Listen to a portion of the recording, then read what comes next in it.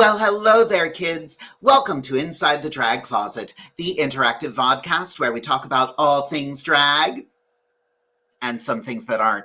Who knows? We're really just here to have a good time. Really, did I just do that? I did that. I did the thing. All right. Welcome, everybody. We have an incredible show planned for you this evening. My beautiful co-host for the evening will be the luscious Amethyst Diamond. And I am so excited for our special guest this evening. You know her. You love her. The incredible ADA VOX is joining us this evening. I cannot wait. I met her a few weeks ago doing a gig together, and she was just the sweetest, the most down-to-earth queen. I am so excited to have her here this evening, but we got to start off the way we start off every episode, and that is with a little who, what, and where. Who am I? My name is Jade DeVere. I'm a drag artist out of Pennsylvania, although I am not in Pennsylvania right now. You'll notice my backdrop is a little bit different. I'm actually in New Jersey at the moment. I am a writer and director for the New Jersey Renaissance Fair, so I am down here for the next 3 weeks. So I'm doing this away from home in my dear friend Katie's basement. What am I wearing? I am wearing, let's start with my makeup tonight. My makeup is mostly Morphe. I wanted to do a Morphe face. I'm doing some Wet n Wild. My lips are my favorite, the Lip Bar. My hair, I've talked about it before. This was a beautiful styled wig I got ages ago, and the styling came out of it, but I steamed her and brought her back to life. My outfit is from this very upscale boutique called Fashion Nova. And my jewelry is Fancy by Design. That's right. Fancy Dismount created this for me.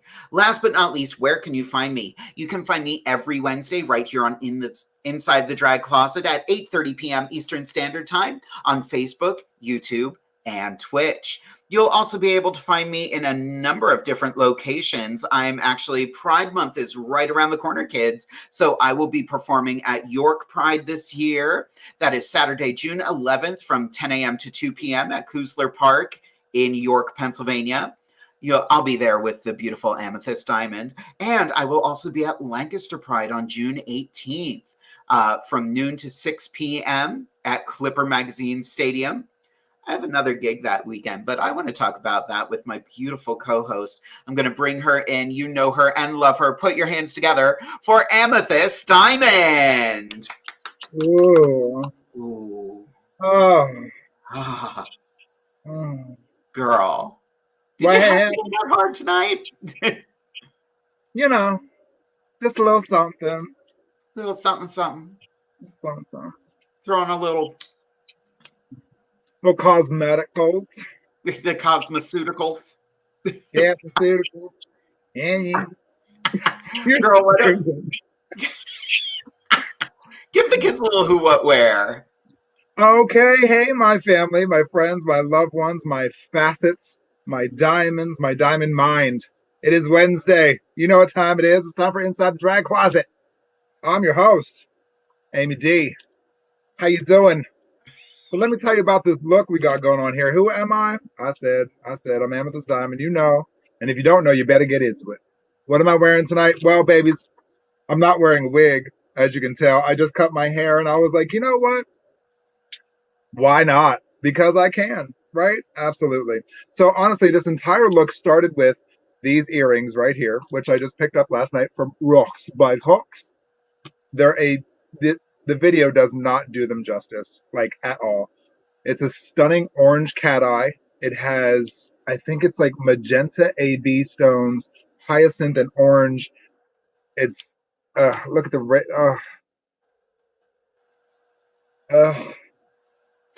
Anyway, so I was very African inspired because tonight's face is brought to you by Juvia's Place.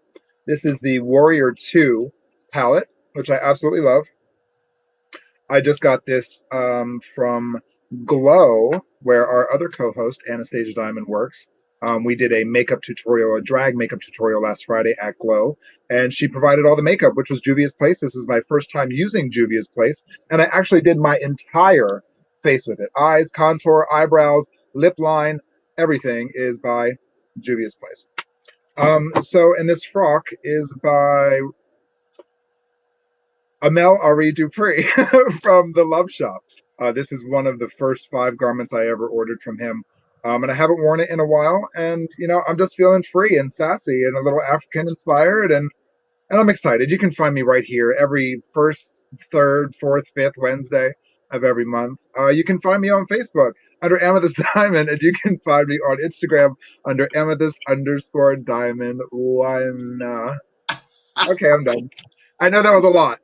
I'm sorry. I'm excited. That was fine, girl. I love it. I'm excited. I don't have a wig on. All my thoughts are flying out.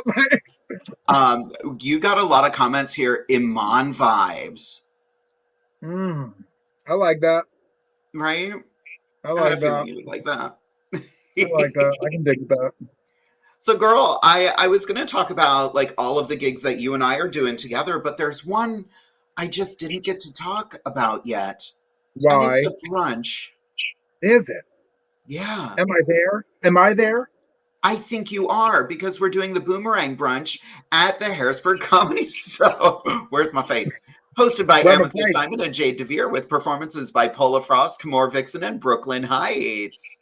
And you'll be at the Comedy Zone this June 3rd, doing the Slaying Summer Drag Show with Pola Frost, Poison, Vicky Fisher, Volky Versace, Asia Monroe, Callie Couture, and Amethyst Diamond.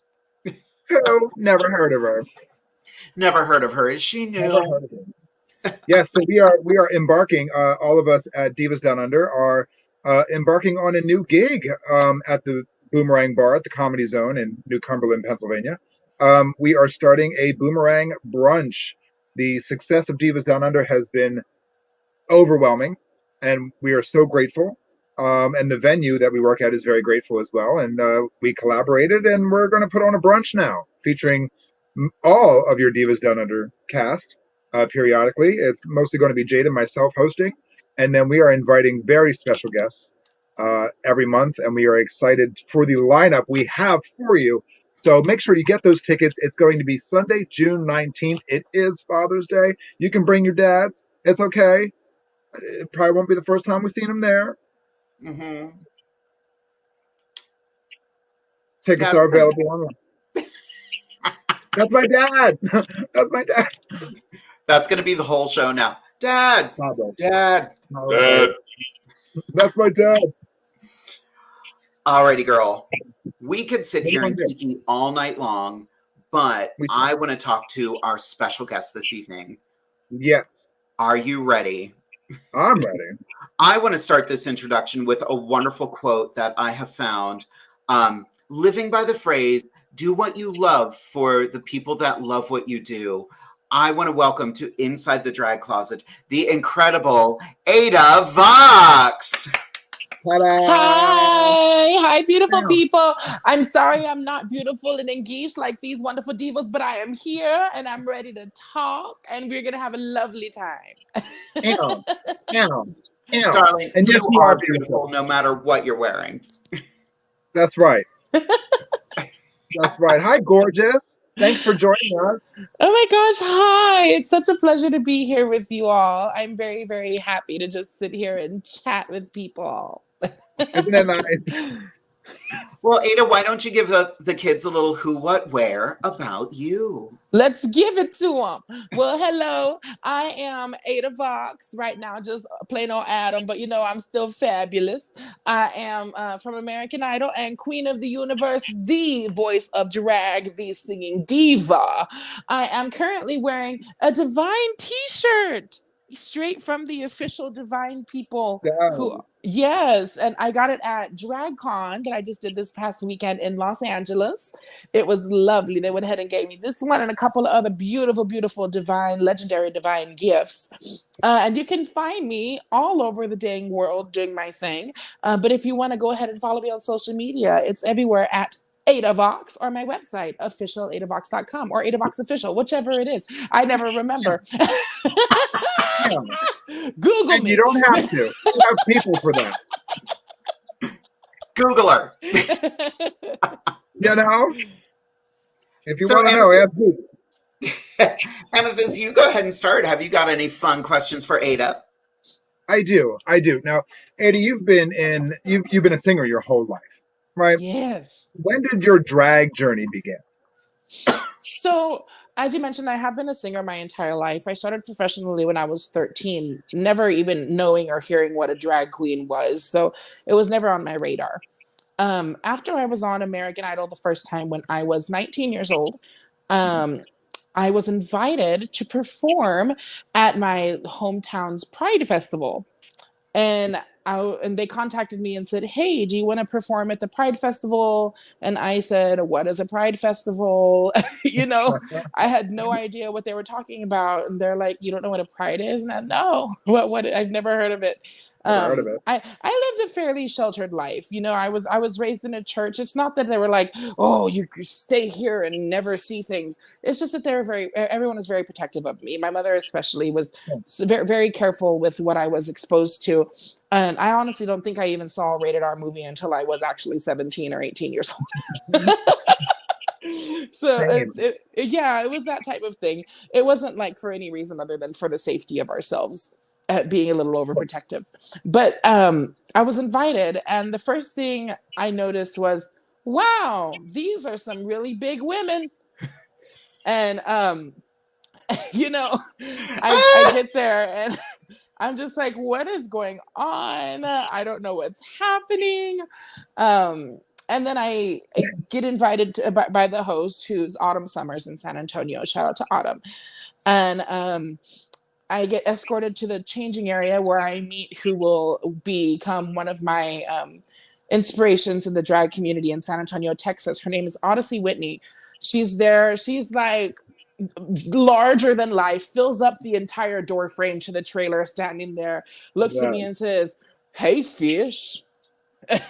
As I walk in, and I'm just like, what does that mean? Why am I face? Do I smell? Am I stinky? I was so confused. I was in my stretchy black jeans and a plaid shirt, my Justin Bieber haircut, didn't know what was going on. I was just invited to sing. And now I'm surrounded by all of these people who I had never seen anything like before.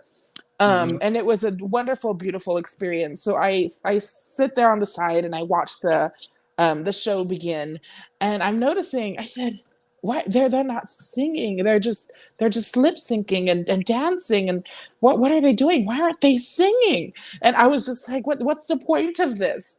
Because my whole life I've been a musician. I'd never seen a drag show, things like that. So it was like, I don't know what's happening. And then I said, I wonder if this is something that I could do, but sing live.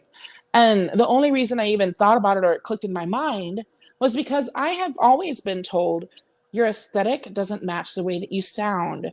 You sound like this woman, this diva. You're very feminine. Even your speaking voice is very feminine. And I've always been told you're not marketable. We don't know what to do with you as an artist. So I said, oh, well, I guess I just can't be me, and I always just tried to fit in. And I was just this chubby Latino boy that wanted to sing Aretha Franklin. And everyone just always told me that would never work. So after that first day at the Pride Festival, I said, I think I know how I can make this work. So that was basically the start of it. And a couple years later, well, maybe a year and a half or so, when I was 21, I officially started drag. And I just haven't stopped since then, just because it's constantly opened doors for me since the day I put on a dress. Isn't that awesome how that happens? Yeah, it's almost like things just started falling into place little by little. Good. That's such a fascinating way to come to it too, because that was one of my thoughts when I started doing drag. I was like, oh, it's just lip syncing. Yeah. Oh, okay. How underwhelming. Exactly. Yeah, because I was a singer too, but I was just kind of like, and now I've gotten lazy, and I love lip syncing now. I don't have to push. I don't have to. Granted, my singing voice has gone to crap, but I'm trying to get her back. She'll show up eventually. Yeah, so that was leading up to, that was the question that I was going to ask. When the collaboration between your artistry as a vocalist and your artistry as a drag queen come to fruition and collaborate. So I guess the initial would be that Pride Festival then for you. Yeah, I've never lip synced a day in my life. So my artistry as a vocalist was always the forefront of what I did. So I don't even really consider myself a drag queen. I'm just a singer who happens to dress up. I compare myself to Katy Perry or Lady Gaga. I say, you don't look at them and say they're drag queens. No, you say they're singers, and they dress more in drag than I do most of the time. How about it? How about it? Let's not talk about Cher. Come on now. Honey, yes, exactly. And if they can respect people like Cher and Gaga as singers, and they can do the same for me without putting me in a box. That's incredible. I do not box. One of our local singing gals just popped in here. Trevor, also known as the incredible River DeVere, an incredible singing queen right there. Yeah. So glad you're watching tonight. Loving your story. There are a lot of people showing love. Everybody out there, if you have any questions for Ada, feel free to send them on in. Yeah, it was funny. Like the moment I met you and we were emceeing together, I was just like, this girl, I want to hang out with her. I wish we lived closer because I want to be your friend. I want to hang out. I want to kiki. You just have a lovely time. Oh yeah. And that show was up. That was fun. And a lot happened. Yes. During the show, we had to cover for a medical emergency happening in the audience. So we just we started kikiing on stage. It was crazy. We had this going on stage. Yep. What's happening here. Right. I remember Jade telling me when you two initially met, she was so excited. She's like, oh my gosh, she's going to do our podcast with us. I was like, yay! That was so awesome. She was very excited. So thank you again for being here. Oh, it's my pleasure. I love doing these things. I get asked to do these types of things all the time from huge places and everything. But when I have a friend ask me to do it, someone who I consider a friend, I say, yes, girl, just let me check my schedule. I'm not going to ask my manager for permission. I'm just going to do it. That's right. I'm the boss of me. Yes, honey. I'm the boss of me. I book myself. I have found that there are more and more people who have reached that celebrity status who are just like, hold on a second. I want to do this thing. I'm going to work it out with my schedule. My manager, calm down. Remember, you work for me. Yeah, exactly. And that's a lot of things. That's something that a lot of people forget about as artists. Your team works for you, not the other way around. Mm-hmm. Yeah, people forget that. But no, don't forget your power. Don't forget your power. There's been whole Hallmark movies about this. Uh-huh.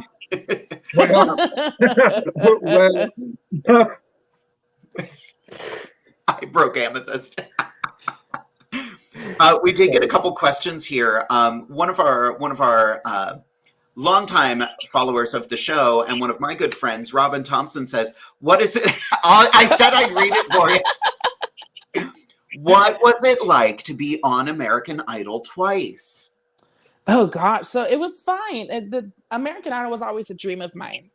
And people don't realize because it's a behind the scenes thing, but I auditioned for the show 13 times. So being on twice just felt like it wasn't enough times for the amount of times I auditioned. But I think things happened for a reason.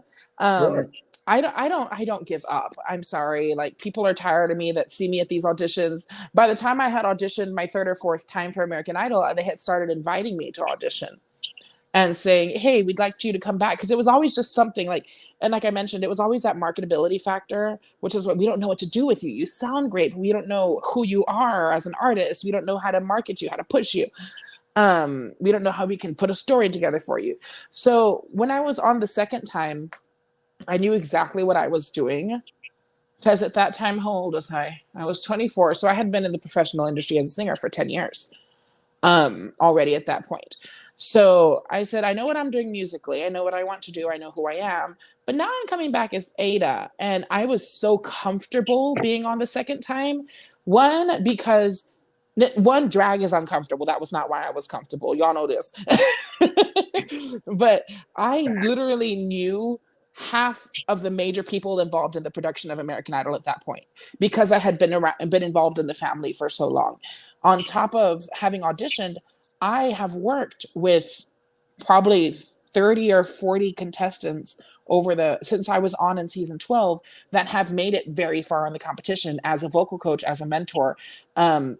And I keep that behind the scenes, and I just work with them, people that have reached out to me, people who I've coached that have done really well. So I've always been really inside the process. And while I was coaching other people, I was also learning myself how the system worked more and more by getting these people, the experience and advice that they needed. So, the second time was easier than ever, and it just felt correct. Nothing was stressful. Hollywood week, sometimes we didn't finish filming till 1 or 2 a.m. And then we had a 5 a.m. call time the next day, in which I had to be in full drag for. So it was exhausting, but I was so familiar with the process. I wasn't uncomfortable. I wasn't nervous. I was just having a great time. That's wonderful. Wow. Mm-hmm. Wow. We have another question here, another good one from Ephraim. Where or when will we see your music album? You will see it online when it's there. On all streaming platforms. I do have 3 singles currently available on all streaming and purchasing music platforms. But I am working actively on getting some things together for music. I made a few wonderful connections at DragCon that are actually local to Vegas, producers, artists, which is the reason why I moved out here to Las Vegas just about 2 weeks ago. And it looks like it's already starting to pay off, honey. And before moving out here, I had been in talks. My manager probably doesn't want me to say it, but I do have a new single that we are planning on releasing at the end of July or beginning of August, around that time period. So keep an eye out for that. I figure if I keep putting it in the universe, there's no way it's not going to happen.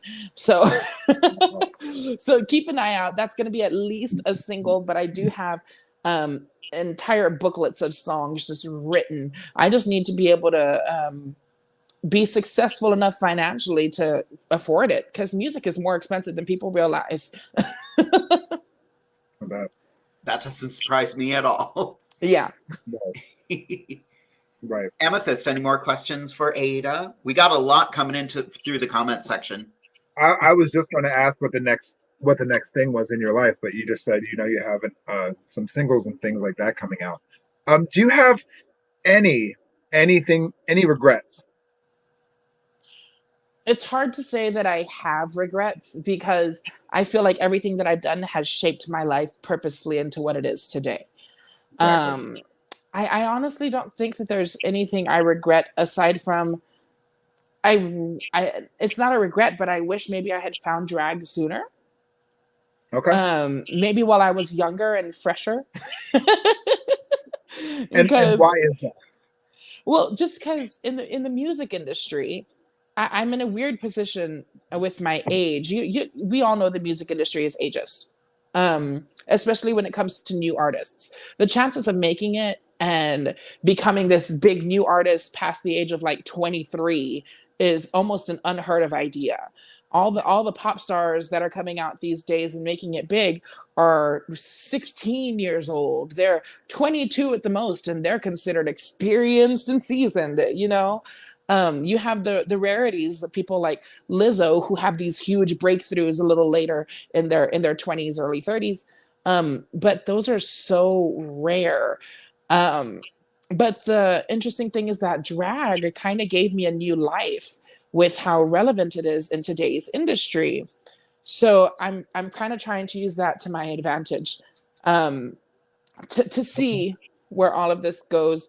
But at this moment in time, I feel like if I had discovered drag 4 years sooner, maybe when I was like 17 and had started then, and really polishing myself up and making something of myself at that point, that I could have made it a lot further. But for now, we're working with what we got. Exactly. Drag is everywhere right now. Drag is a worldwide phenomenon right now. So, yeah. and you stand out amongst so many other thousands of queens out there because you've been in the public eye. You've been doing this for a while. You've been a singer your entire life. You bring more to the table than most. So yeah, and keep doing what you're doing. I'm still young. Ada's only going to turn 8. So so Serious? I'm basically a toddler. That's very important in the music industry. Right. We have a mountain of questions. If you see me looking over that way a lot, that means I'm reading the comment section and trying to keep up. Jess would like to know, what artists inspire you? Jade inspires me. Yeah. No, so there are so many different types of artists that inspire me.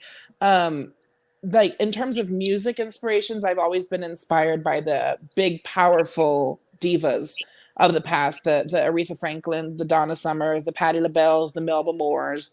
Those are the people that have always inspired me to be powerful and outspoken.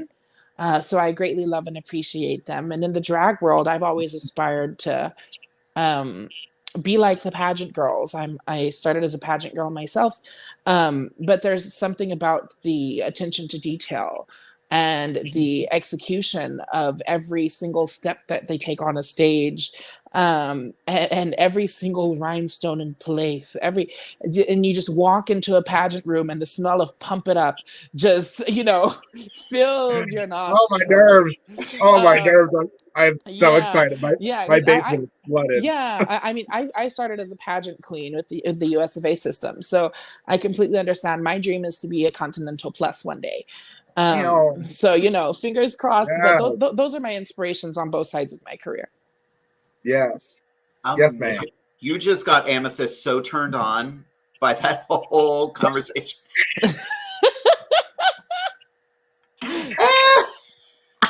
Oh, won't he do it? Won't he do it? Oh, won't he do it? River DR would like to know again, what is the most hardest song you've had to prepare yourself to sing? Oh, so there are songs that I just don't sing. Like in a competition setting, like American Idol or Queen of the Universe, the songs are cut down to like a minute and a half or 2 minutes. So even Right. the toughest songs are doable because you lose half of it. So you're not wearing yourself out. But certain songs like And I Am Telling You I'm Not Going, Sure. Listen, also from Dreamgirls, or Adagio by Laura Fabian, for those of you who know who she is. Those are songs that really just get you to a point where you are tired. And even the best of the best, including the people who sing the songs originally, have trouble with them and have to prepare. So those are just some songs that I just don't sing. There's a list of a few. But it's like 4 or 5 songs, I'd say. And I'm Telling You I'm Not Going is one that I have to be in a special mood to do, or I do it as a duet with my friends for fun. Listen by Beyonce is one that I can do, but I don't want to rip my vocal cords to shreds. And so I just don't do it because I'm all about longevity and vocal health. Adagio by Laura Fabian is a beautiful song, but that ending will wear you out. Well, and I guess the other one is, it's one that I can do, but I don't like to do, again for the same reason. I like to take care of my voice. I Surrender by Celine Dion is it's not the hardest song in the world to sing, but it's not one that I like to sing because it does take its toll on me, because it's at a weird part of my voice, and I like to just keep things in the original keys. Sure. So but those that's a list of a few songs that I just really don't do. That makes sense, though. Right. Jess has another question here. I was really inspired by your story and struggles with mental health. What do you do to continue to take care of yourself and stay positive? I think one of the things that helps me to stay sane is that I don't have any bad vices to fall back on. I think a lot of people kind of lose it when they have something like that can end up being a problem, like drugs or alcohol, which can send them into a further spiral, which is a really sad thing that I've seen happen a few different times, and my heart's always with those people. But I always just turn to my music. That's the only thing that I've got. I don't drink. I don't do any drugs. I don't do anything like that could be super harmful to me. and I will be open and honest about something from when I was much younger, but can I don't know, trigger warning, just quick, but I used to self-harm.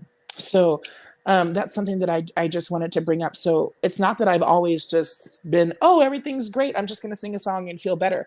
But I learned to overcome it by realizing that it didn't actually bring me any long-term relief.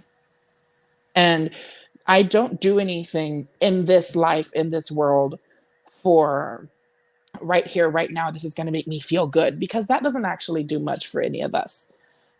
We need to think about our long-term health, our long-term goals, our long-term situation, and where we see ourselves and how we want to be happy for the rest of our lives, not just for right now. Right. And for me, I developed such a strong passion and feel for music that it's helped me to cope, because I say, if I put my everything into this, in the long run, I will be able to put out this art. I will be able to put out this, and will have this method to vent. When I'm on stage singing a song, I am leaving it all out there. And it allows me to connect with people in a way that other people who just sing songs can't really do. Because it's one thing to sing a song, and it's one thing to mean a song. About it. And the other thing is, it's one thing to sing because you love it, but it's another reason to sing because you need it. Right. And I sing because I need it, because that's all I've got. So I guess the answer would be, I've learned to cope by putting all of my feelings and everything that I do into an art form, into something that is palpable, into a skill that allows me to better myself as my life goes on. I think that's true for a lot of artists, because we channel a lot of different things. You know, I've heard it said a million times, you know, actors are always so emotional. And I'm like, yes, we are. And there's a reason for that. We have to understand emotions, but that puts us more in tune with our own emotions. So when people are just like, yeah, actors are nothing but drama, you're damn right. Deal with it. It's called having empathy for other people. Mm-hmm. Right. Absolutely. One of the hardest things any of us can do is learn to control our emotional state. If you can harness that, you are unstoppable. Yeah. Nothing anybody says, nothing anybody does can hurt you. You are unstoppable. If you can master your own self-control, honey, you own the world. And to add a little bit more onto that, as someone, I had, like I was saying, Ada and I just performed together at Dickinson College, and I have to tell you, having stood beside you when you sing is so moving, because you feel that music coming from within. Like, I know we were covering for the medical that was happening at that time, but you were just, I'm bringing forth joy in this moment, and I was just like, it was just beautiful. Hey, like I said, that's my saying. Do what you love for the people that love what you do. And I think that's what we were doing there. We were just doing what we're good at and what we love, in order to, for people that were appreciating it, which made the time pass and kind of made it a little easier to get past that. And it was fun. It was so much fun. I felt like, and this is how I know I like a drag performer.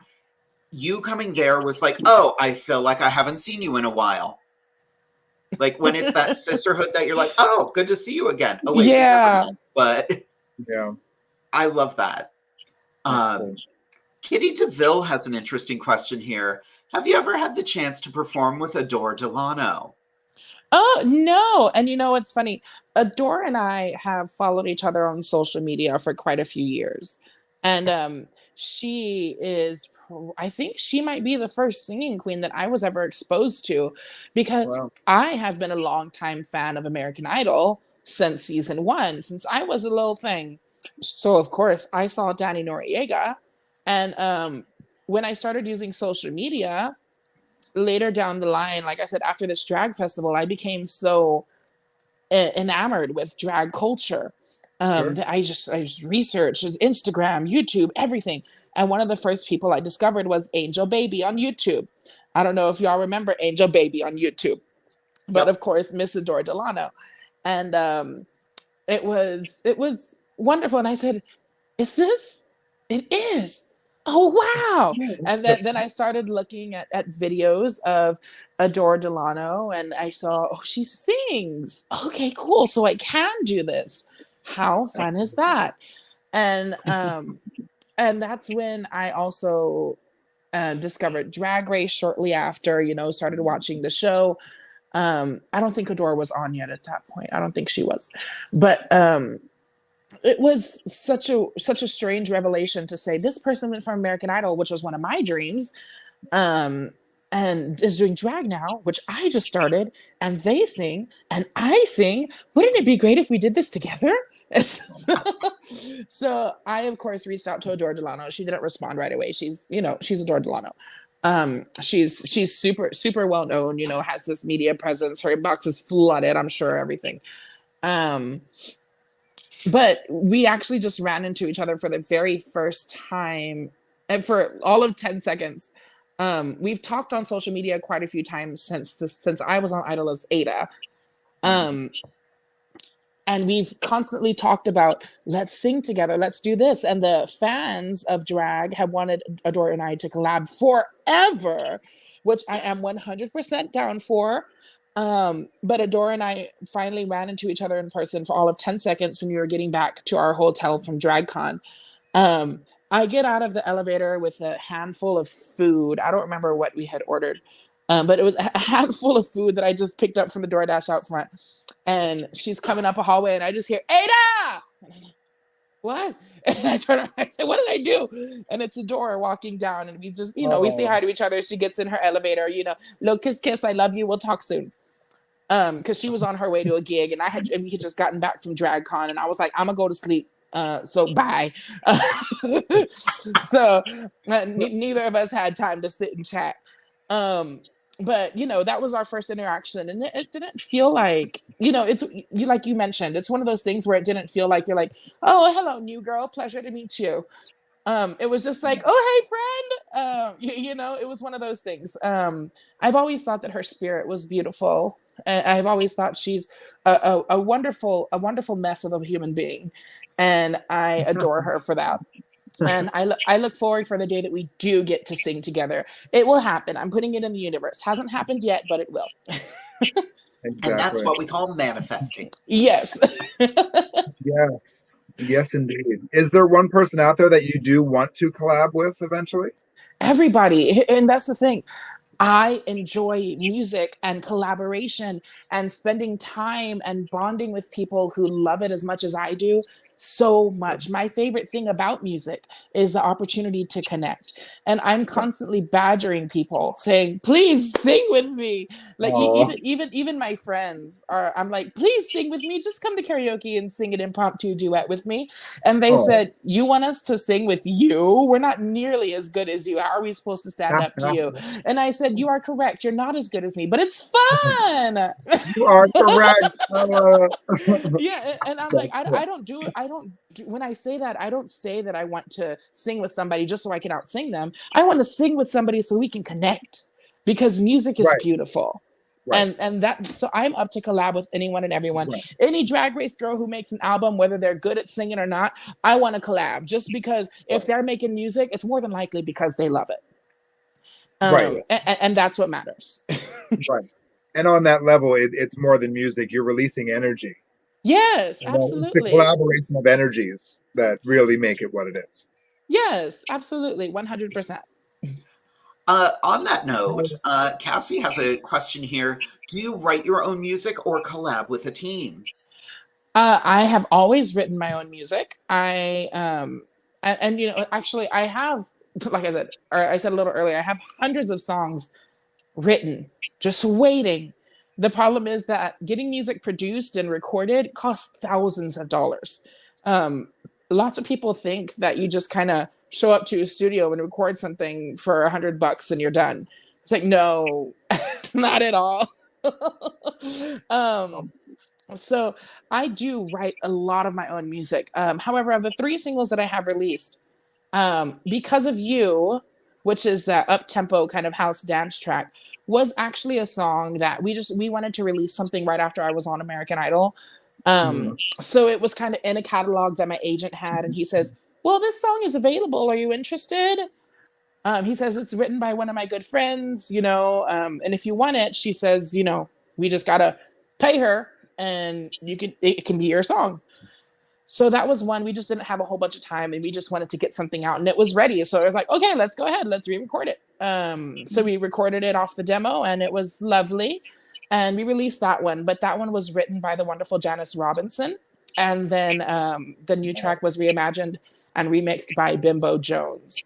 And I was just the vocal on that one. But Burn and Tea Time, I wrote.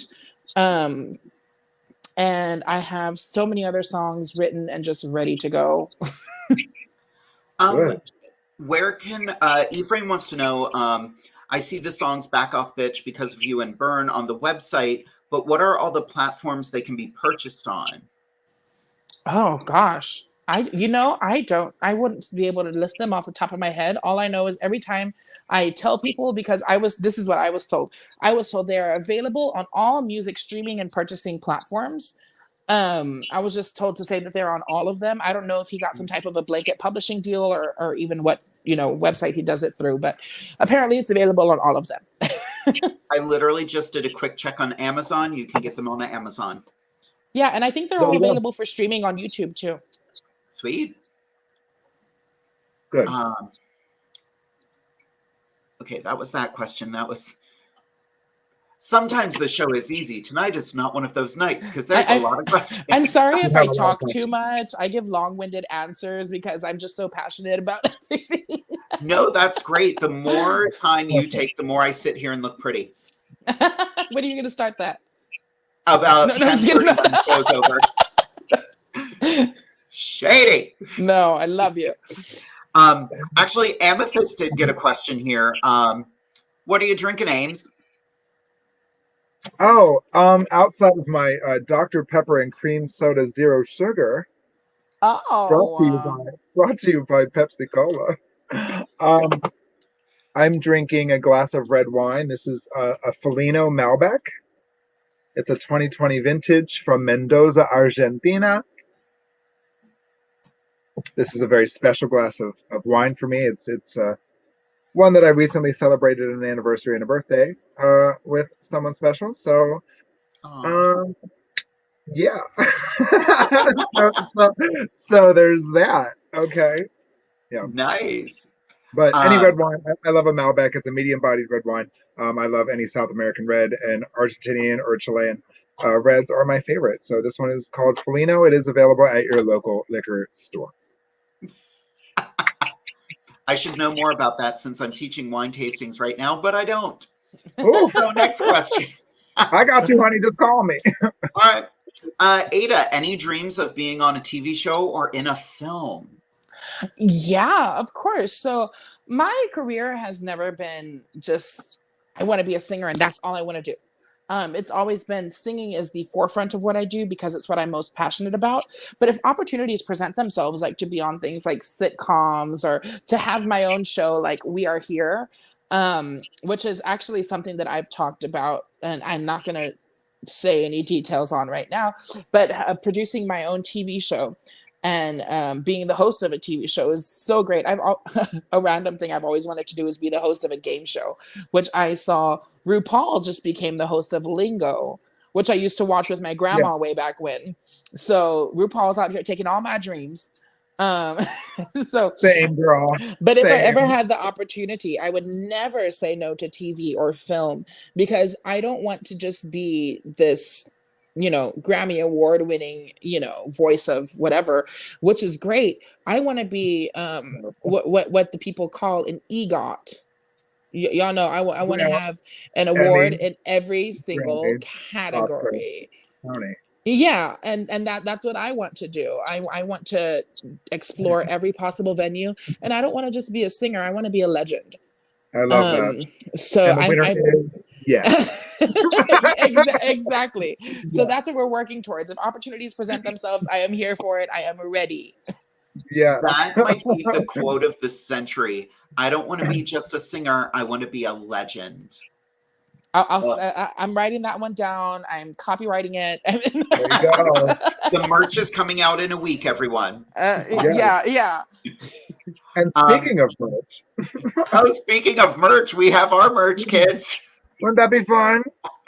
Right? I just ordered a whole bunch too. Oh, so did I. If you'd like some Inside the Drag Closet merch, it's available at www.jadedevere.com/merch. We have new merch. I am waiting for the beach towel to arrive. Mine comes tomorrow. Oh, that's cute. Right? We also got this as a beach towel. I'm sorry. I love those new pictures so much. We're gonna need to talk about who's doing the art for y'all and what website you're going through to get a whole beach towel printed, because I'm gonna need some of these for my website, please. Teespring.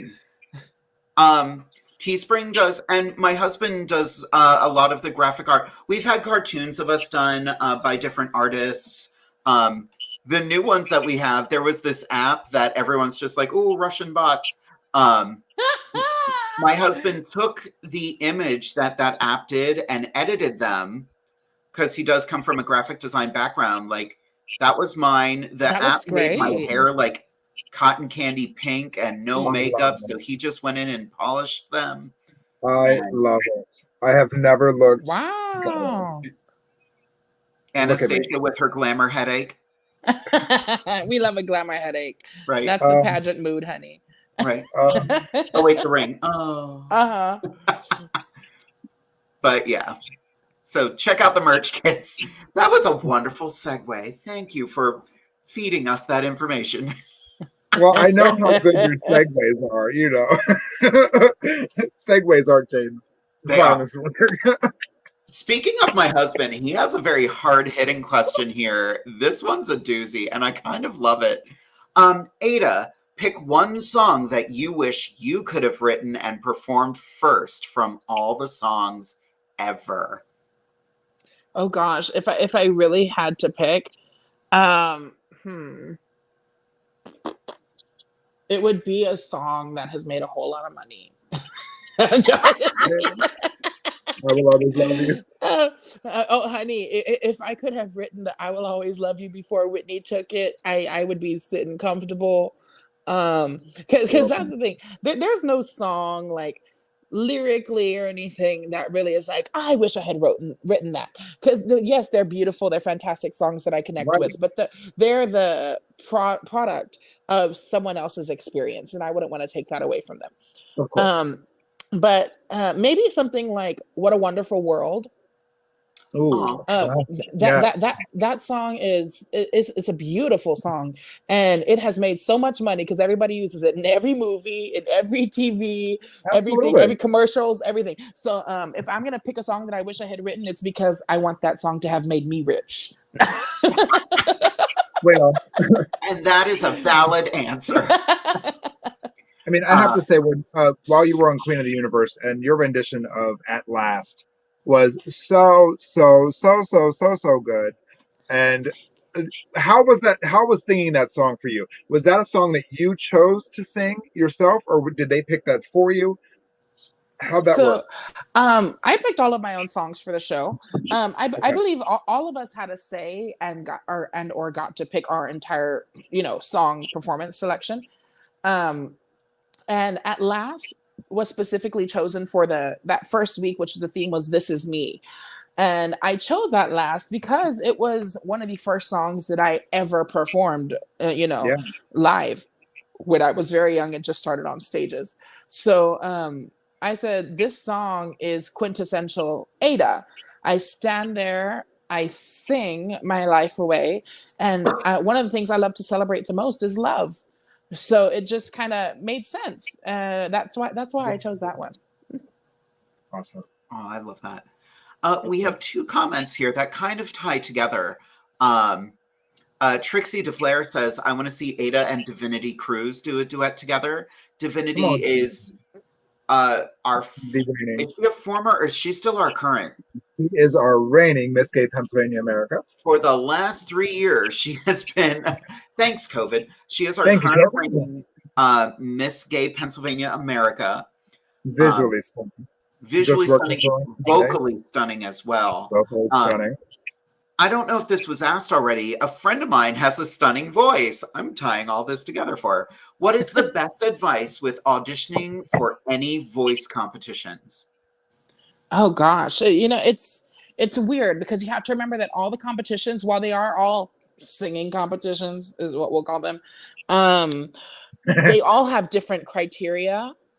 Like you say, someone that works on The Voice might not ever work on American Idol, just because their style or their presence isn't right. So for the most part, my best advice would say, don't worry about catering to the show that you're auditioning for. Do what you do best and find out which show will cater to you. Because if they want you, they will get you. They will come to you. Don't worry about changing who you are to fit the bill of what someone else wants from you. If you have a stunning voice, give them that stunning voice every single time, and they're either going to want it or they don't. It's TV. It doesn't devalue your talent or mean that you're not good enough. It just means that you're not what they're looking for, which is a situation that is common amongst all of these shows. People like a person that I like to throw in there often is Amber Riley. One of the greatest singers to come off of Glee, for sure. And one of the, a powerful dynamic singer is an American Idol reject. And like Tori Kelly became a sensation, and she was an American Idol reject. She only made it to top 40 and got knocked out, and because she sounded annoying to Simon Cowell. There's people like that come along. And I don't know if this is true, but I believe Jessie J was even an X Factor reject. And she is absolutely incredible. That's something that I was told before. And Jessie J is an incredible vocalist. But it just goes to show that the best of the best aren't always the ones that make it on these shows. In fact, the best of the best almost never make it on these shows because they refuse to change who they are to cater to what the show wants. I had a friend recently who auditioned for American Idol for The Voice, and they told her, no, you can't, we're not going to let you audition even though you're fantastic because you refuse to let us bend your story the way we want for TV. So maintain your character. Don't forget who you are, and don't change who you are because you want to be on a TV show. Always be true to you, and whether you make it or not, don't let it devalue or increase your headspace about how good you are or are not, because you are as good as you are, period, whether you make it or not. Right. That's such a valuable lesson too for everybody out there who's just like, I just want my 15 minutes of fame. 15 minutes is fine, but what do you do with the next 15? Mm-hmm. When you want to actually be yourself and you change dramatically from who the TV presented you to be, people are going to start calling you fake. Yeah. And that's how you lose everything you wanted, because they said, oh, you're not this person who we fell in love with. Right. Yeah. So just be you 100%. I've seen that happen to, I'm going to say a reality TV competitor. I'm not going to name names. Names. But they came to Central PA Pride doing the drag they like to do, which is not what they did on TV. And so people were like, oh, that's not what we wanted. I'm like, but that's what made her happy. And her happiness is more important than jumping through the hoops. But when you're getting that big paycheck, you got to do what got you that big paycheck. It was still terrible. and see, that's terrible. That's what I did. The compromise with what I do, because I don't do drag because I love doing drag. Right. I hate drag. Drag is uncomfortable. Drag is painful. And my whole thing is, I always wanted to sing and be appreciated for me. I created ADA to please everyone else, but the reason that I still do it and can find joy in what I do is because I refuse to change the way that I do what I do as a vocalist and who I am as a person. I'm not changing any of that. And that's one thing that people will realize, whether I'm in or out of drag, I sing the same, I talk the same, I act the same. I might just be a little more bitter at the end of the day because I've been corseted for multiple hours. But aside from that, I am the same person. And that's the compromise I made. I did do a little bit of drag, but don't change at all the person that I am on the inside. Right. I love that. That's incredible. This was the night for doing Just Ask Jade, but I think we're just going to skip it because you know what? We're on a roll here. I think this is wonderful. Yeah, we're going to just ask Ada. We're just ask Ada. And my husband has another doozy of a question. Ada, out of all the judges that you have performed for during your time on Idol and Queen of the Universe, who was the most intimidating to perform in front of? Ooh, that's an interesting one, because on Idol, I performed in front of a good handful of people. I performed in front the first time, Randy Jackson, Nicki Minaj, Keith Urban, and Mariah Carey. Wow. And that was the first batch of judges that I ever auditioned for. The second time was who? Luke, Lionel, and Katy Perry. And on Queen of the Universe, we had Vanessa Williams. Vanessa Williams, why can't I remember her name? Don't hate me. Anyway, Trixie Mattel, Michelle Visage, and for some reason it was skipping my mind. But I think it was weird, because you would think the most intimidating one would be like the Mariah Carey, probably, as a vocalist, you would think. But for me, I think I was more excited to sing for Mariah than I was intimidated, because she had been a lifelong idol of mine. And a lot of people are like, oh, well, if you admired her, you'd be scared to sing in front of her, right? And people always ask me that same question. I said, no, I was excited for her to hear how she inspired me. And then, I did my little thing and got a standing ovation from Mariah Carey after my audition. It doesn't get any better than that. Right. But I think the most intimidating person, where you're like, oh crap, I have to sing in front of this bitch, was probably Michelle. And just because she will judge you down. we know that.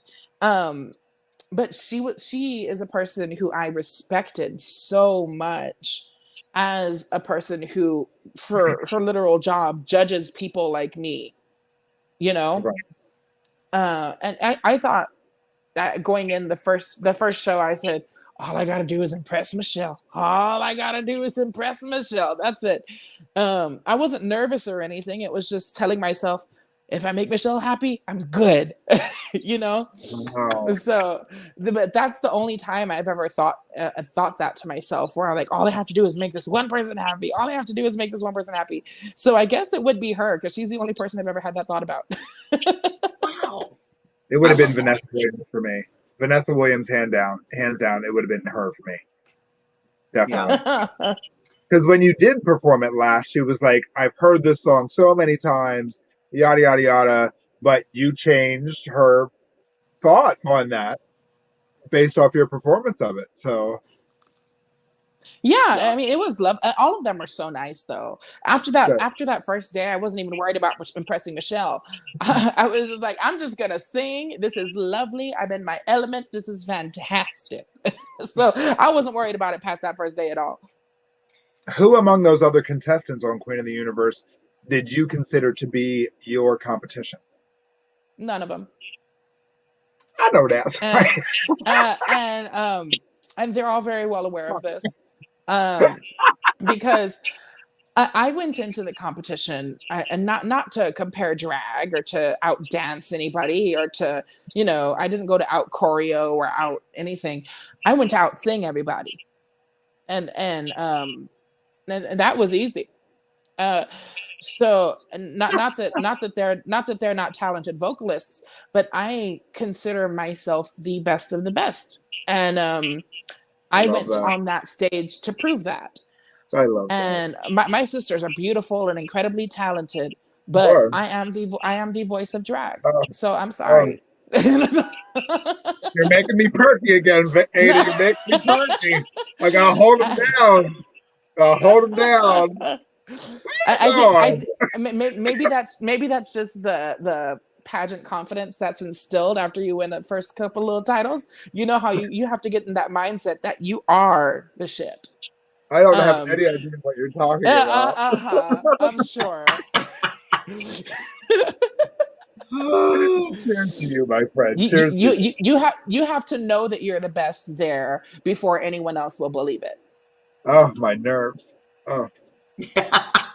You've got her so worked up now. I am ready to compete now. It's not even funny. Keith Johnson has a question for you. Since you now live in Vegas, will we be seeing you perform on the Strip? You know, I didn't move to Vegas to be a Vegas performer.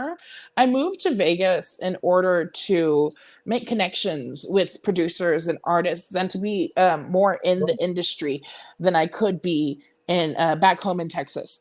So I've already made a good handful of connections that I'm very grateful for, and I'm working on things. But performing on the Strip is not my priority, as I am still going to be very busy touring. But, you know, if I can mix some well-paid performances locally then into the mix, then I absolutely will. But for the most part, if I'm here at my home base, I just want to rest. I thrive on rest, especially because as a singer, the vocal cords are very delicate, and I do not take it easy on my vocal cords. I sing big diva songs at every gig I do. So I give my voice time to recover. Longevity is very important to me, and I need to be able to sing my face off at every gig. So I take every opportunity for rest that I can get. But yes, you will see me every now and again when I'm feeling the urge. I don't know if that person is local to Vegas, but I do actually have a show this Saturday here in Vegas. At Jimmy at Madison's. It's kind of my welcome to Vegas show. So feel free to come out to that. There are tickets for sale. Inbox me if you're interested. I'll get you the link. Nice. That's awesome. That's awesome. Beautiful comment here from one of your Voxies. Delilah says, loving this. Love us Voxies. Love every chance we get to learn more about our Ada. Thanks for having her on. Oh, Delilah. Thank you. Delilah was a major help to me not too long ago, and we were having issues with our housing situation in San Antonio. You know, this pandemic's been a bitch. So that's the best way to put it, I think. And she was wonderfully helpful, and I appreciate her. Thank you, Delilah, for the constant support.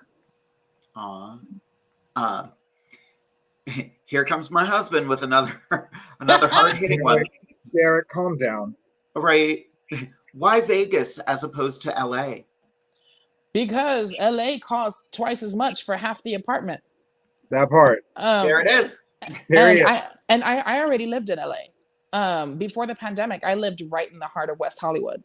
I lived on Santa Monica Boulevard. And I was paying like $2,000 for like a 500 square foot rundown apartment without any amenities and no regular parking. We had to pay an additional $200 a month for parking that we didn't even always have access to.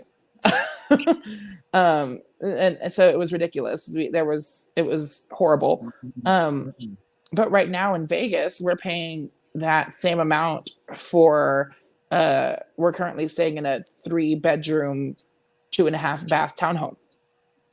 Oh, that's good. Yeah, you know, so that's a big difference. Hey, Amethyst. What's one question? Jesus, lady. Scared me. You're welcome. What's one question you've got for ADA VOX? Well, I've been dying to know. Do you have a regimen for your voice? I don't. The biggest thing for me, I don't do anything regularly aside from stay incredibly hydrated. Like what you see me drink here, like I'm taking swigs out of this like giant Pepsi thing. It's not actually a full thing of Pepsi. So there was actually like this much soda left in it, but I was really thirsty and I just, you know, had my husband, he said, okay, I'll fill this with water for you. And I said, just leave the Pepsi in there. Just fill it up. I could never. So it's literally just brown water. But I drink this entire thing. I try to drink at least a gallon of water a day, and it keeps me very hydrated because hydration is the most important thing to maintaining your vocal cords, to maintain proper lubrication so that you avoid developing things like nodules and having unnecessary tension and dryness while singing. So staying hydrated is always my number one thing for any regular regimen. And steam as often as you can as well. I just recently got a personal steamer. that I've used a couple of times when my voice is feeling a little rough, and it does wonders. Excellent. Nice. Thank you. Ada Vox, what's one question you have for Amethyst Diamond? Amethyst. So, I'm new onto you. I think this is my first official time meeting you. Thank I you. think you are absolutely beautiful, and I know you're a Thank pageant you. queen. So, what is your biggest pageant dream? Oh my goodness. So funny you should ask. I wasn't prepared for this at all. So August 28th is my city level preliminary to Miss Gay Maryland America. I will be running for Miss Gay Glamour Girl America 2022. And if I win or place first alternate, October 1st, I will be going on to compete for Miss Gay Maryland America. At which time, if I win or place first alternate, I will be going on to compete for Miss Gay America in Little Rock, Arkansas in January. So ta-da! Oh, how wonderful. Well, good luck on that. I look forward to seeing your Thank you. journey. I'm so excited. It's been a long time coming. It's been 10 years since I've competed in the America system. And I am a pageant girl at heart. And I am in a place now where I'm able to do drag full time to support myself and my loved one, and to reach out to my sisters and help them grow and survive as well. So it's time. It's time. Come on, And it's professional diva. Get come that on, crown. man. If I'm winning, we're all winning, honey. So yes. I love throwing those questions. I was like, here, let's have some random question time. Yay. And you got a lot of people pulling for you, girl. Like, there are people who are just like, it's time. Here it is. This is the moment. Time. It's time to do it. And I'm going to do it my way. And I'm going to do it the right way. And I'm going to have a damn good time doing it. So, yeah, I'm ready. I'm so ready. That's fantastic. I'm ready. What I was going to say, what is one thing that our viewers can help you with in order to get ready for Miss Gay? You're doing Glamour Girl first. I am doing Glamour Girl. It's so the way it works in the America system very quickly.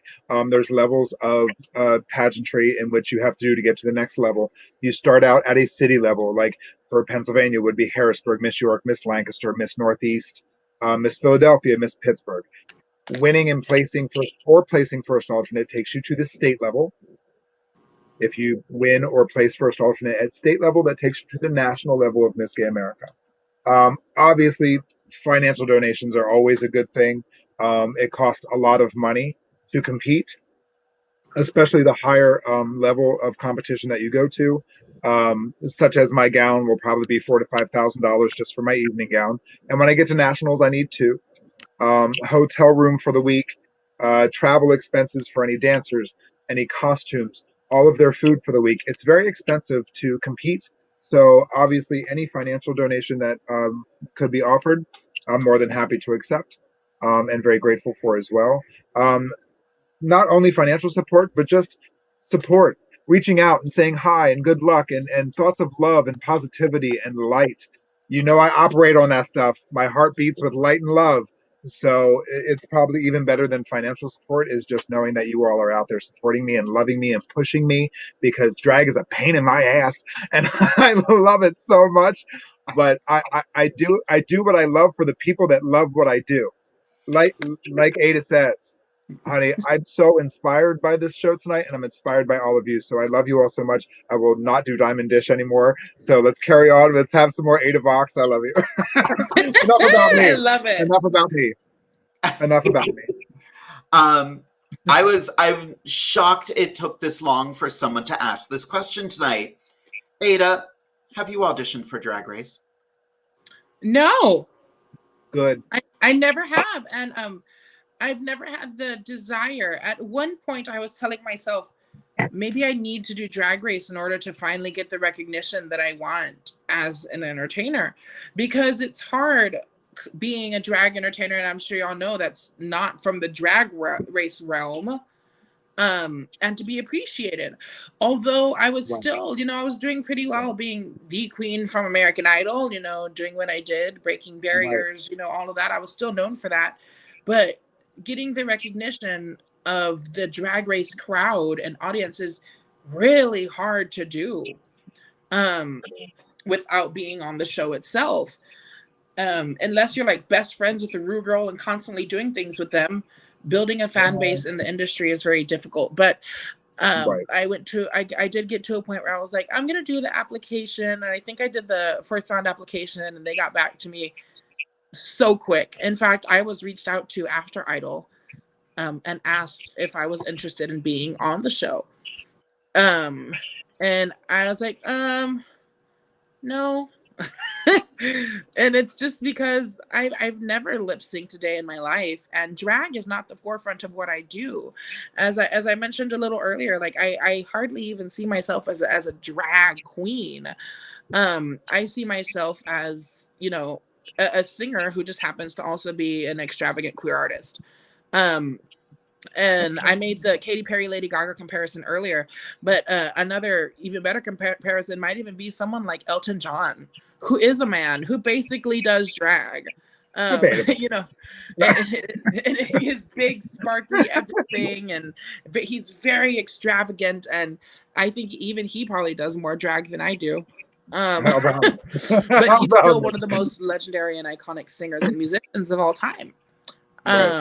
So, and that's how I view myself. So although if Drag Race were to change its format a little bit to allow my singing to be the forefront of what I was able to showcase on the competition, then I would absolutely do it, because I am a fan of the show to the max. I love it. We watch every episode, every season. I've seen every single thing from season 1 on to where we are now.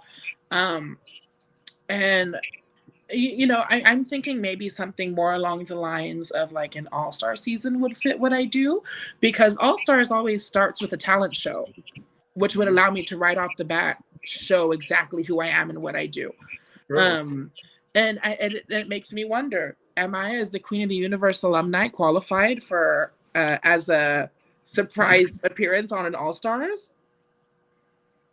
I'd vote for it. We're still a RuPaul franchise. I mean, you know that they like to pull tricks. Right. Right. Lots of tricks. Apparently, there's a trick in the next episode of All Stars. My husband was telling me about it earlier. Another queen is walking into the workroom. But oh yeah, I saw that. I saw the first 15-minute clip. Very interesting. I'm intrigued to see what exactly this reveal is. I feel like I know who it is, and I feel like I have a good idea of what's happening, but you know, we'll see. Yeah, I have theories, but only time will tell. And only 2 days away, I think. Yep. Speaking of you being just, I think you just used the phrase extravagant queer artist. I just want to share some of the photos that you sent to me, because these are gorgeous. Oh, thank you. Rocking some Morgan Wells. Yes. I was going to say, is that Morgan Wells? I love a good Morgan Wells, because the quality is always great, and he's so reliable. His work is so reliable and so ridiculously affordable. Right. And it's funny because we were talking about this on Instagram. I was like, girl, is that a Morgan Wells? Because I just got the white one with the same sleeve. No, I want to say I remember us talking about that when I was there at the event. I want to say it came up at some point. Yep, because we talked about Morgan Wells a little bit, and then you sent me those photos. I was like, wait a minute, wait. That right there, that thing. I love me a good Morgan. Sorry, I'm looking around. I'm trying to find my box for my charger. Oh, no. It's somewhere here, because I need to get my phone on a good charger. Gotcha. Well, while we have a second, I think this is a good time to talk about my husband's helpful drag tip of the week. Every week he comes up with a little nugget of joy for audience members, performers. The helpful drag tip this week is for show promoters, and it is: attention, show directors, check the music before the show. No one wants to see the same song twice. And Ada, you brought up a very good point to that too. And we were having a bit of a debate. Let's talk about that again. Yes. Yeah. So I brought up, what if a tidbit of the song in question was in someone's mega mix while someone else was performing a full version? How does that fit into this rule? Yeah, that's a tricky one. I think it has to do with like how much of the song is in it and where they are in the lineup. Yes. Yes, I had experience with this just recently. It was I guess it was Lancaster Pride Festival last year. One of our recent guests on Inside the Drag Closet, Justice Twist Valentine, and I performed the exact same song. The fun part of it was, Justice does a lot of Elton John and is a wonderful, wonderful, wonderful Elton John, and decided to do I'm Still Standing. Well, one of the songs in my top 10 list of songs I perform is Martha Wash's version of I'm Still Standing. So, and we were probably 3 people apart, maybe even 2 apart in the same set, in the same lineup. So Justice goes out first and performs Elton John's rendition. A couple more entertainers, then I come out. I was like, to hell with it. It doesn't matter. It doesn't matter because you're doing your version, I'm doing my version. So halfway through my version, I pulled Justice out with me, and I'm like, we're doing this together, baby. And we had the best time. And I think it was a very special moment. It was for me especially, but I know it was a very special moment for Justice as well, because there was no diva aspect about it. There was no, well, one of us has to change our songs. You know, it was like, you know what? We're both very good entertainers, and we're going to do it together for the people. So Justice, if you are watching, if you see this clip, I'm very grateful that that happened, and I will duet with you anytime. I think we're going to do Elton John and Dua Lipa coming up very soon. We're going to make that happen for the people. So, yeah. I forgot Dua Lipa and Elton John had a song together. That was such a random out of the blue collaboration. Very, very. But I'm grateful for it. I love the song. I love the collaboration with both of them. It's good. It's good. I love collaborations where you're just like, wait, what? Why? Like when Gaga went through the whole Tony Bennett phase, I was just like, I didn't know I needed this, but I needed it. Right. It isn't making sense. Right. Yeah. It doesn't make sense, yet it makes perfect sense at the same time. Right. Ada, who is one person you want? Well, we talked about this briefly. No, let me reword that. I didn't think that through. That started coming out. It started coming out. I get you, girl. You fine. You fine. I don't know what's happening. I've had a really long day out in That's okay. And how are things going for you, Jade? You're at the New Jersey Rent Fair right now, right? I am. We are open the last weekend of May and the first weekend of June, Saturday and Sunday, both weekends. It's going great. I'm in kind of a new role. I've kind of taken the lead on a lot of the directing this year, working with my dear friend Katie Bourbon, who is just incredible. But we've kind of been tag teaming a lot of the director's responsibilities this year for our featured cast, and it's been wild.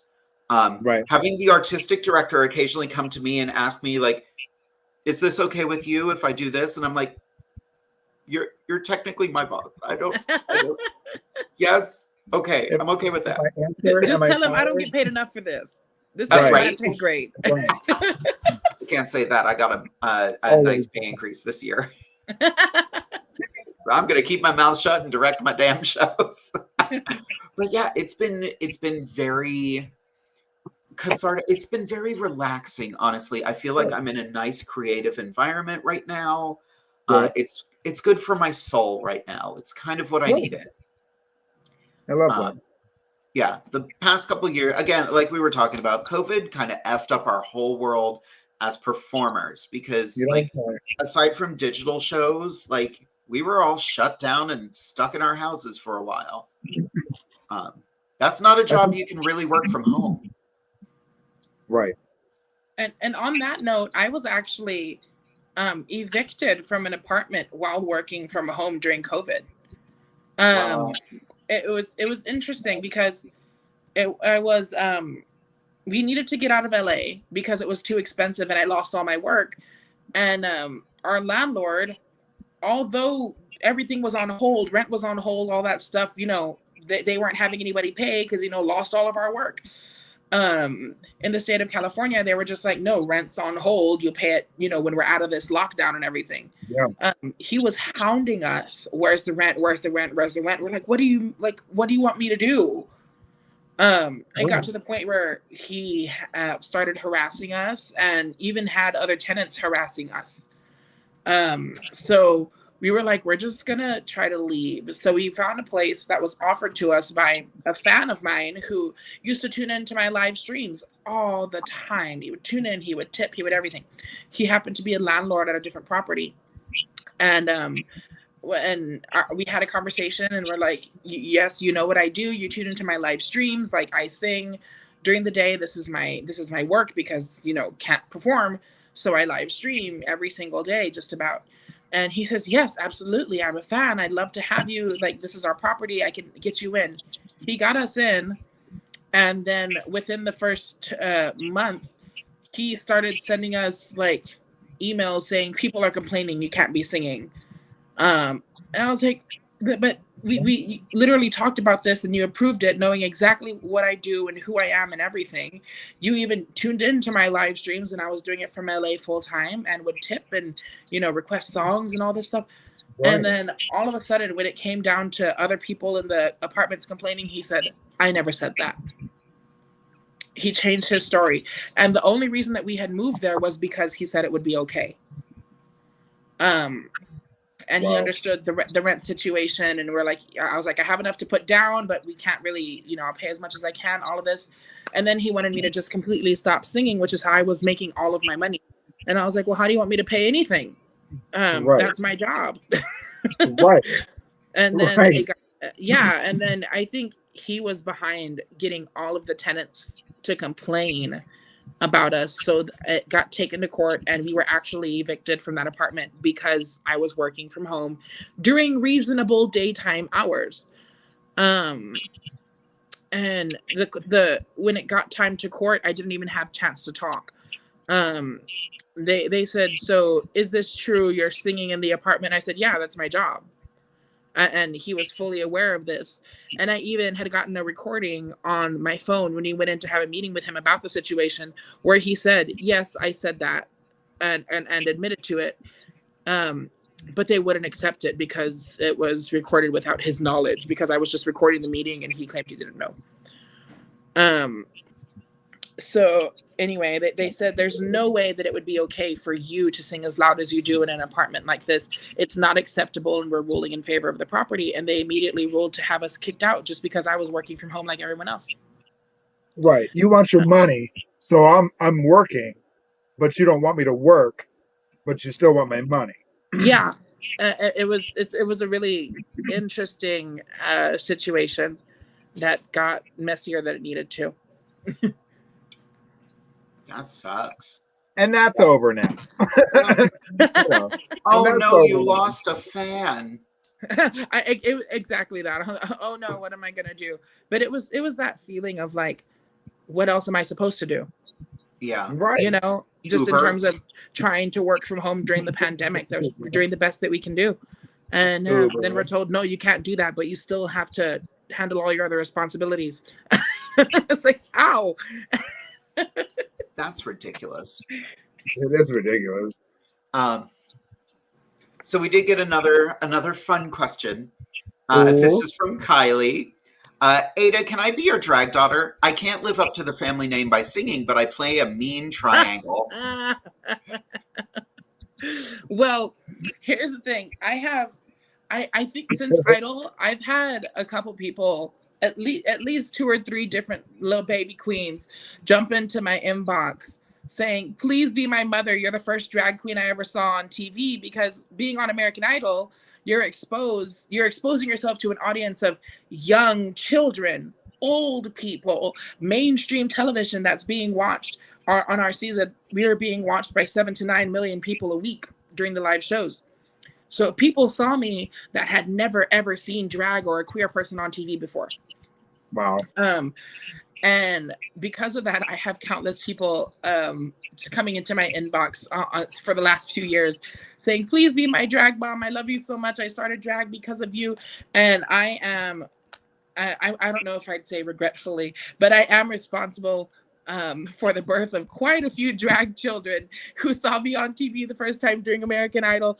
I've had so many people that have inboxed me say, I started drag because I saw you on TV. It was so crazy seeing somebody in drag on something that's not a drag show, and it was inspiring, and you broke barriers. So I started putting on makeup and started doing drag. And I said, I take no responsibility for but I am very picky with my drag children.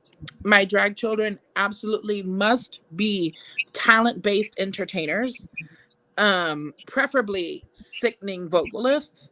But the only legitimate child that I've given my name to was a sickening dancer in my hometown who was the daughter of one of my best friends who happens to be an incredible singer. But her name was Cece, and she was a great, great dancer. She also sings as well. She got like 16 kids. I see Cece, my Cece girl out there. I love you. She's a real woman, and very talented. But she's the only actual child that I've had that I've given my name to. That's an entertainer. So I'm very picky, but we'll have to have a triangle audition one day, and we'll see if it meets my standards. As long as dinner's served after the first bell, you know what I mean? Because that's how I know when to eat. You know what I mean? I heard and I stop chewing my cud and I start running. And we're heading home, honey. And we're heading home. Uh-huh. Exactly. And we're heading home. To hell with his grass in his field.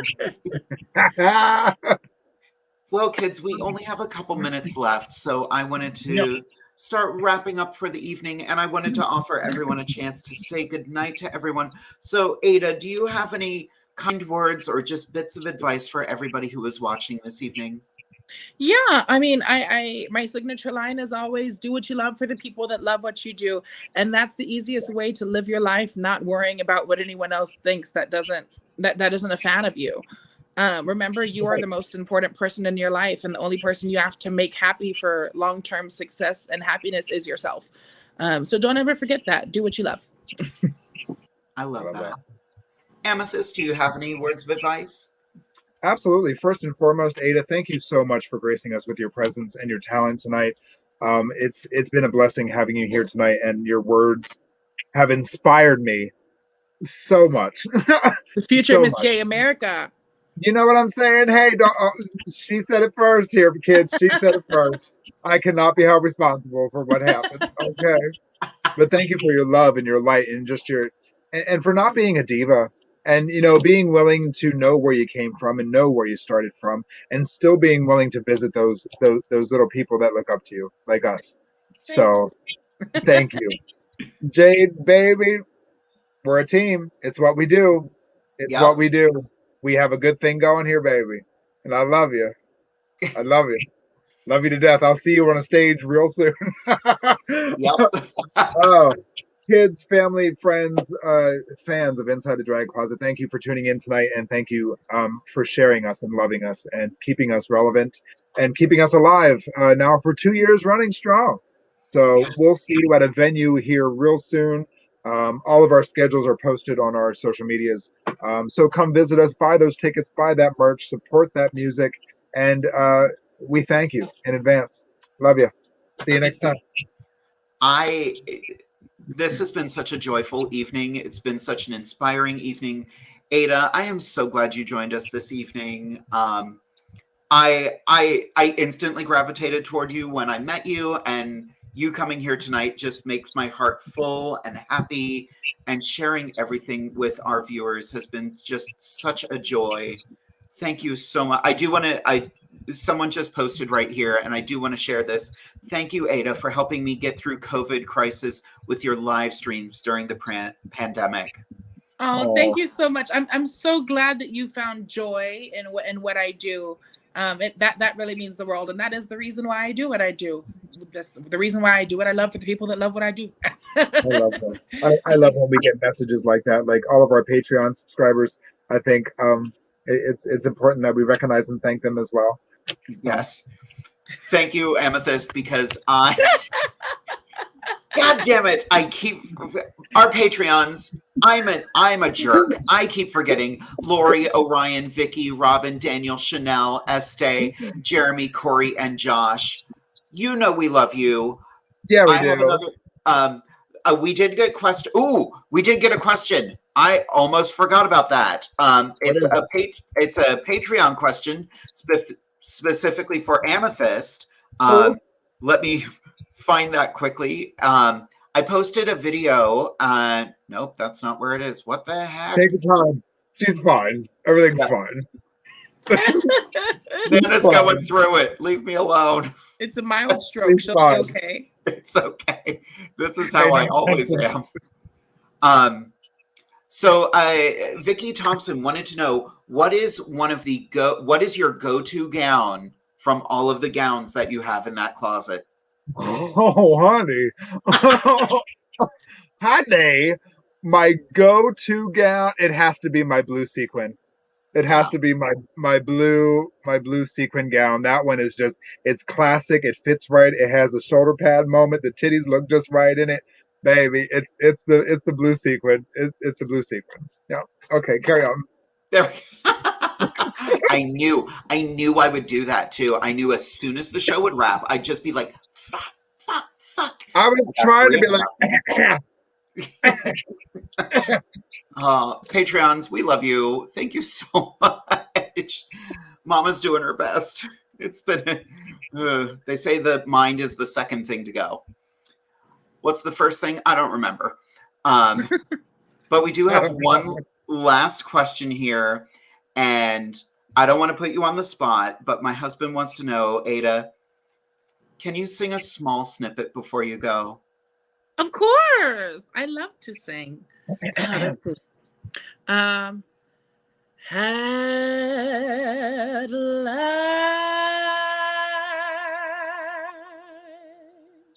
my love has come along.